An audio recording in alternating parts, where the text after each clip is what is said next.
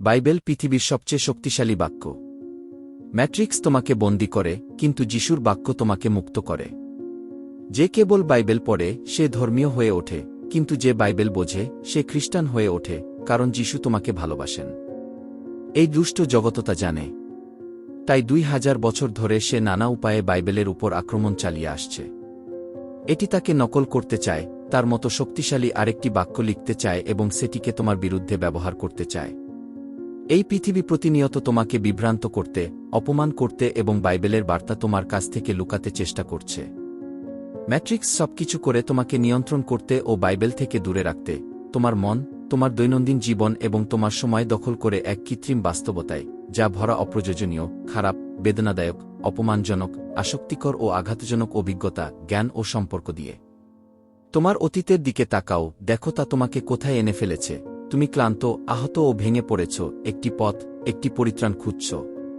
তোমার উপর সামাজিক, আত্মিক, নিয়ন্ত্রণমূলক ও প্রভাব বিস্তারকারী প্রকৌশলের মাধ্যমে আক্রমণ করা হয়েছে। এই পৃথিবী তোমাকে মৃত্যু, ভয়, উৎকণ্ঠা ও বিষণ্ণতার অস্ত্র দিয়ে আঘাত করেছে। পৃথিবী পাপ ও দুষ্টতা জন্ম দেয়, আর পাপ ও দুষ্টতা অভিশাপ সৃষ্টি করে যা জীবন ধ্বংস করে, এবং সেই অভিশাপ আবার আরও পাপ ও দুষ্টতা পৃথিবীতে ফিরিয়ে আনে, আরও জীবন ধ্বংস করে। এটাই পাপ ও দুষ্টতার চক্র। কিন্তু এই চক্র এখন শেষ। যিশু এসেছেন তোমাকে রক্ষা করতে, ভালোবাসা, শান্তি, স্বাধীনতা, বিজয়, আরোগ্য ও পরিত্রাণের ঢাল নিয়ে। যিশু খ্রিস্টে বিশ্বাস করো, আর তুমি নিহত হবে না, তোমাকে পৌঁছানো যাবে না, তোমাকে স্পর্শ করা যাবে না। তিনি তোমার শরীর, তোমার আত্মা, তোমার মন ও তোমার হৃদয় শান্ত করবেন। তোমার অতীত ও তোমার পাপ থেকে মন ফেরাও।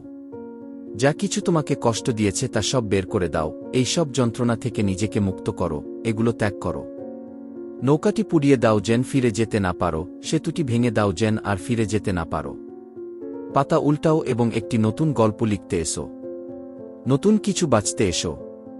যিশু খ্রিস্টের শান্তি ও ভালোবাসায় জীবন যাপন করতে এসো।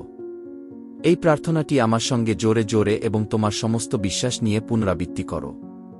হে প্রভু, আমার ঈশ্বর, আজ আমি আমার জীবনে করা প্রতিটি পাপের জন্য তোমার কাছে ক্ষমা প্রার্থনা করছি।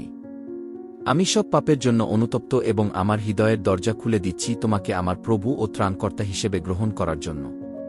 জীবনের বইয়ে আমার নাম লিখে রাখো এবং তোমার পবিত্র আত্মা দিয়ে আমাকে সিলমোহর দাও, যিশুর নামে। আমেন।